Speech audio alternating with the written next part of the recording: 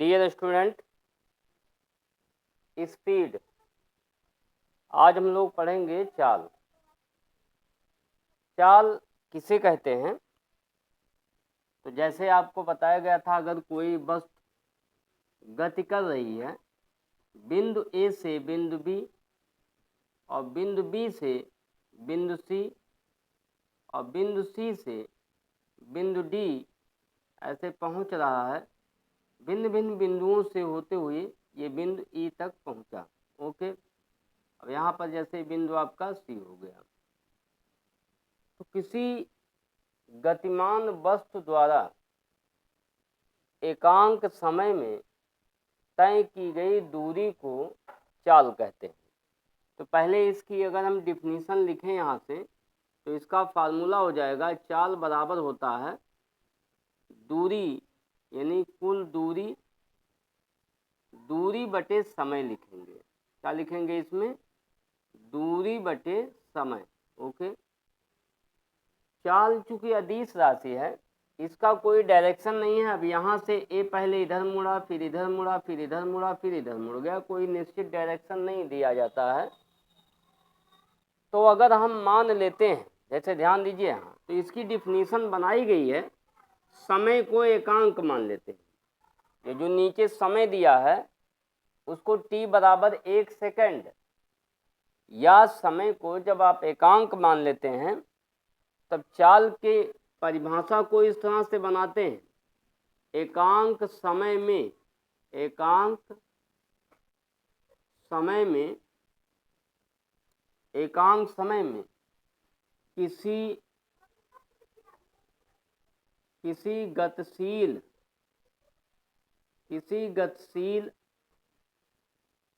वस्तु द्वारा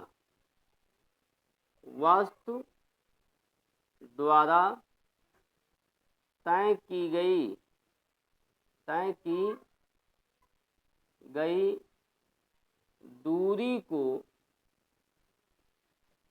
दूरी को चाल कहते हैं। दूरी को चाल कहते हैं। ये आप लोग नोट कर लेंगे, ये हो गई इसकी डिफिनीशन। ठीक है, तो चाल बराबर होता है क्या है? दूरी बटे समय। ये चाल बराबर दूरी बटे समय। अब इसी का अगर हम एक उदाहरण पढ़ें, इसमें उदाहरण, तो इसका उदाहरण अगर आपसे पूछा जाए इसमें, तो चाल बराबर होता है दूरी बटे समय। ठीक है, अगर जैसे मान लेते हैं कोई वस्तु 1 मिनट में 60 मीटर की दूरी तय करता है, तो उसकी चाल क्या होगी? तो दूरी 60 और समय आपका 1 मिनट, तो 1 मिनट में 60 सेकंड होंगे, तो कैंसिल हो जाएगा, 1 मीटर पर सेकंड हो जाएगा। ओके, औसत चाल पढ़ते हैं, तो ध्यान दीजिए इसमें औसत चाल क्या होगा?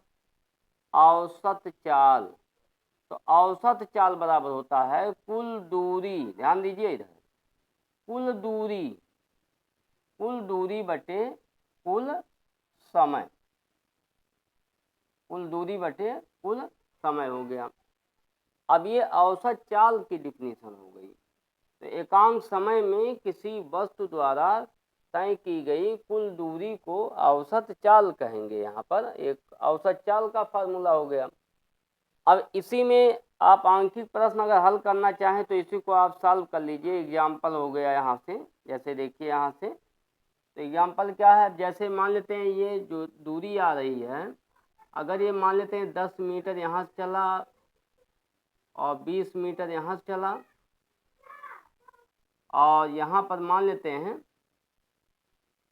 50 मीटर यहाँ से चला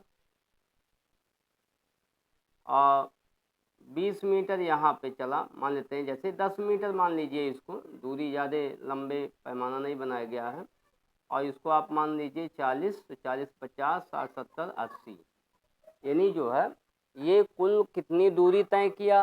कुल 80 मीटर की दूरी तय किया है।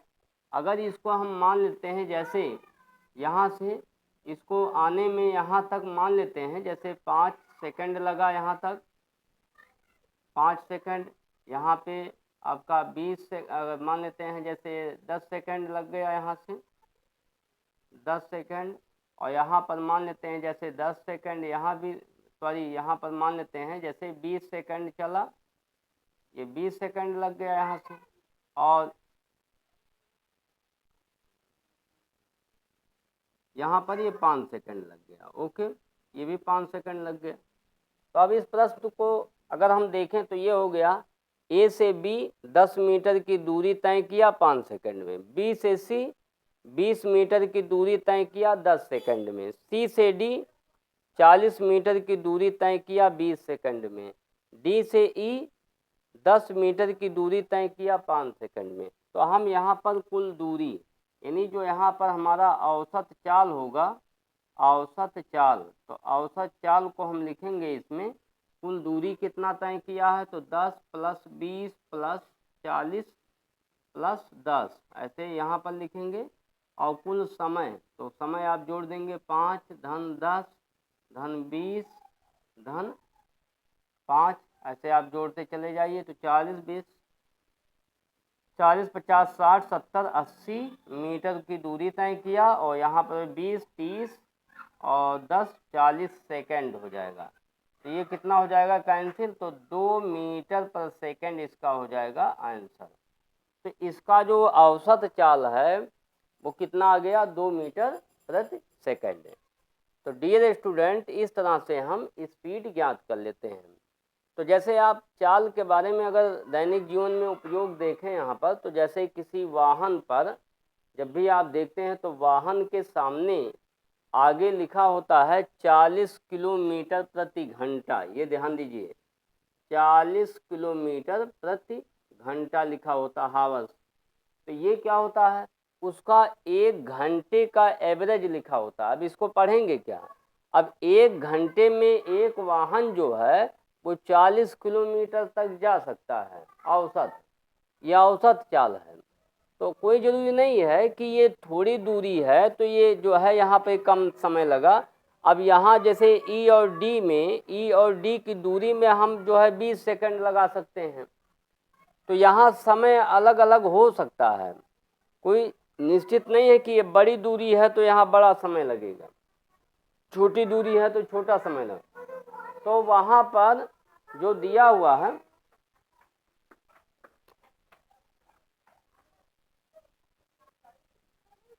तो इस प्रकार से हम लगा सकते हैं। लेकिन यहाँ पर आपको कोई वस्तु, तो जैसे यहाँ पे अभी हम आपको बता रहे थे वाहनों पर 40 किलोमीटर प्रति घंटा लिखा होता है, तो इसका औसत चाल होता है। औसत चाल मतलब जैसे कोई वाहन यहाँ से चला, यहाँ तक आया, फिर यहाँ भीड़ ज़्यादा है तो भीड़ में रुक गया थोड़ी देर, तो रुक गया तो कितना समय लगेगा, तो समय तो चलता रहेगा, लेकिन ये जो इसका है दूरी वो वही रहेगी। अब जैसे मान लेते हैं यहाँ पर कोई ट्रक आ रहा है और यहाँ पे कहीं भीड़ है ज़्यादा, तो ये आया और यही 20 मीटर की दूरी तय करने में उसको 1 घंटे लग गए। यहाँ पर ऐसा भी हो सकता है 40 मिनट लग गया या 20 मिनट लग गया।